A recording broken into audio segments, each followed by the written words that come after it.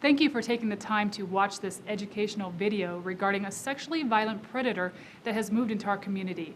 We won't take much of your time, but we want to make sure you have all of the information so you can make important decisions for you and your family.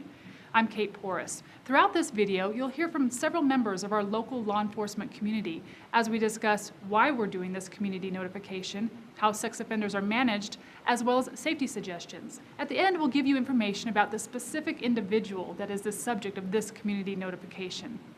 In the mid-90s, the federal government established several laws which provide the foundation for Colorado laws regarding sex offenders and why you're watching this video. One law required states to establish sex offender registrations for all convicted sex offenders and ways to track them. Another law requires states to find a means of notifying residents and communities where sex offenders live. A third law provides lifetime supervision for some sex offenders, as well as a national sex offender registry. In general, these three laws mean sex offenders have a lesser right to privacy, and the community and law enforcement have a right to know who they are and where they live, so they can keep people safe. In Colorado, there's a difference between a registered sex offender and a sexually violent predator, or SVP. SVP is a classification given to identify the highest risk sex offenders. Every state has ways of identifying highest risk offenders and of separating them from other sex offenders who may not be given that classification. For example, other states use risk level 1, 2, or 3. The classification does not necessarily describe the sexual offense. Colorado identifies SVPs in two ways, depending on if the crime happened in our state or in another state. If the conviction occurred in Colorado, there are 4 factors that go into determining if someone is classified as an SVP: whether the offender is an adult, the date of the crime and the conviction, the relationship to the victim, and the results of an assessment. If the conviction happened in another state and that state classified the person as a highest risk offender equivalent to Colorado's classification of sexually violent predator, then the offender is given the SVP classification in Colorado.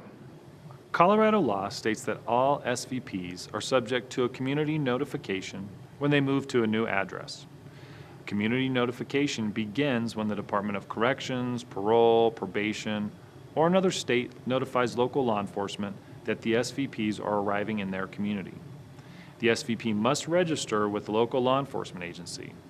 That agency then conducts a community notification in accordance with the Colorado Sex Offender Management Board criteria. This video is just one way that local law enforcement conducts those community notifications. At times we may hold community meetings as well, but this isn't your only source of information.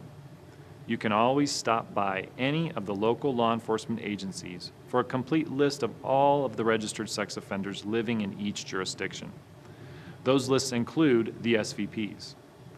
If you want to see where all SVPs and registered sex offenders live in Mesa County, regardless of jurisdiction, visit the website on your screen. We'll show you the address again at the end of the video. The Colorado Bureau of Investigations also places the sexually violent predators on the internet within 3 days. That site is at sor.state.co.us. Some, but not all, SVPs are under criminal justice supervision, such as probation or parole. There might not be a cure for sex offenders, but like any behavioral choice, they can learn new behaviors and skills. That means that some of them can be safely managed in the community. When someone's placed on probation, they usually have standard conditions they must abide by. However, a sex offender placed on probation or parole will have additional conditions they must follow.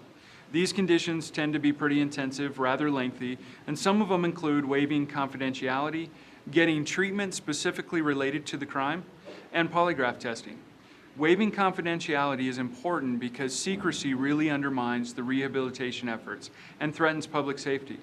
Sex offenders must be completely accountable for their behavior and agree to these intensive and intrusive measures in order to remain under community supervision.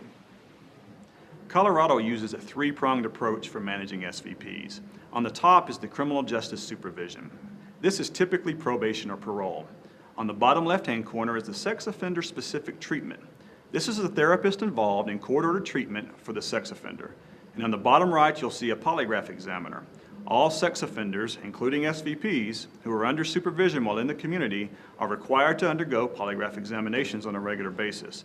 You'll also see to the side community members. That's because we believe that the community can be an integral part of this system by reporting anything suspicious or any wrongdoings to the authorities in an appropriate manner. Locally, you can call 970-242-6707 to report suspicious behavior, or call 911 if you feel it's an immediate threat to someone's safety. There are some important things that you should know about all sex offenders, not just SVPs. And there are some misconceptions that may be out there. In Colorado, 1 in 4 women and 1 in 17 men have been sex assault victims in their lifetimes. Some people believe that the majority of sex offenders are placed into prison. However, most of them are not even caught or detected. And that's because more than 80% of sex crimes are never reported to law enforcement. Some people think that they can easily spot a sex offender, but there really is no typical sex offender. However, it is important to remember that they all tend to be deceptive, manipulative, and secretive in the way in which they commit their offenses. Some people also think that sex offenders have long histories of criminal behavior, when in fact many sex offenders have no criminal history at all.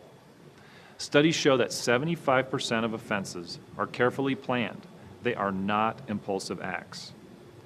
So with regards to sex offender characteristics, it's important to know that most offenders engage in what we call crossover behavior. That means that although an offender may be caught for one type of offense, this person is often at risk to commit another type of offense. Someone may be convicted of victimizing a person of a certain age, for example, but that does not mean that they will not harm someone of another age or gender. It's true that most sex offenders are male. Female offenders account for less than 10% of offenders. The crime a person was convicted of is only one indicator of risk. Also, sexual deviancy typically begins in mid to late adolescence. And this shouldn't be confused with juveniles who have committed sex offenses, in that they don't necessarily become adult sex offenders. However, adults who've committed sex offenses typically began that behavior as teenagers. It's also important to know that sex assaults do not necessarily occur in dangerous places. A study conducted in the Colorado Department of Corrections shows that 85% of sex offenders reported having committed the crime at their own residence or at the victim's residence. In addition, most sex crimes are not committed by strangers. 78 to 90% of sex offenses are committed by someone the victim knows. When it comes to sex assault victims, there are also many myths. One is that the victims ask for it. The fact is, sex offenders use power and control to dominate and humiliate victims of both genders. Another myth is that victims who suffer no obvious physical injuries are not seriously traumatized by their experience. That's not true at all. Only about 4% of rape victims sustain serious physical injuries as a result of rape. 70% reported no physical injuries at all. But all victims suffer from the effects of being raped. Victims of sex assault may exhibit many different responses to the trauma, including crying, anger, being quiet, or withdrawn. Sex assault by someone known to the victim creates an even more difficult recovery process. Victims often develop post-traumatic stress disorder and long-term effects, including anxiety, eating disorders, flashbacks, divorce, loss of sexual interest, loss of concentration, and sleeping disorders. Victims of sex assault are 3 times more likely than the general population to suffer from depression and are 13 times more likely to attempt suicide. They also have greatly increased rates of substance use or abuse and a higher rate of unwanted pregnancy. And they have an increased risk of involvement with the judicial system. One of the ways to combat that is to control the response and minimize it, which is done when the victims are supported and believed by their families and the members of the community. The community also has a vested interest in helping the offenders be successfully managed within the community. All SVPs and some other sex offenders must register with local law enforcement agencies where they live on a quarterly basis for the rest of their lives. Those convicted of sex crimes against children must also register their email addresses and internet identifiers with the local law enforcement agencies. It's important to remember, though, that sex offenders have the same need for housing and employment as other citizens, and harassing, threats, and intimidation of those offenders is counterproductive to the community management goals. In fact, it may cause offenders to go underground and not even register with law enforcement, making it very difficult to track and manage them. harassment, and threats to these people is criminal. They will be investigated, and those doing the harassing will be subject to prosecution. There is no way to protect yourself in all situations, and the following tips and advice cannot completely eliminate the risk of sexual assault. However, they may provide you with information to prepare you and your family for potential situations. Many people are concerned about what to tell their children about the sexually violent predator that has moved into their area. Avoid any scary details. Be honest and use language that is age appropriate. Teach your children not to harass or visit the offender's home or yard, and teach them to tell safe adults if anyone acts inappropriately toward them, such as if they're too friendly or threatening, or if they're just acting creepy. You should pay close attention to your child's thoughts and feelings. Role play with your child. Act out scenarios of various dangerous situations and teach them how to respond. This gives them the ability to recognize such situations and not be surprised by what's happening to them. Teach them to avoid high-risk situations and be observant of their surroundings. Teach them to be thoughtful and to use good judgment when choosing their friends and partners. Teach them appropriate social behaviors. Teach them their correct names for body parts, and teach them that adults are not always right. You can also teach your children the importance of honesty and the danger of keeping secrets. In just a few moments, you're going to receive information regarding the sexually violent predator that has moved into our community. Remember to view the website to see where all sex offenders live in Mesa County. If you have any questions, contact any of the local law enforcement agencies in Mesa County. And thank you for taking the time to educate yourself about this important topic. Here is some specific information about the subject of this community notification, 66-year-old Jose Gallegos. His birthday is August 2nd, 1951. He is a Hispanic male, 5 feet 6 inches tall, weighing 130 pounds, with black hair and brown eyes. He has no distinguishing scars or tattoos. He is living at 1160 Main Street, number 2, in Grand Junction. His offenses related to this mandatory community notification are sex assault on a child and attempted sex assault on a child out of Mesa County in 2011, and 2 counts of third-degree sex assault out of Arapahoe County in 1986 and 1989. Jose Gallegos is supervised by Probation Officer Candace Dow. Probation Officer Dow can be reached at 970-257-8730.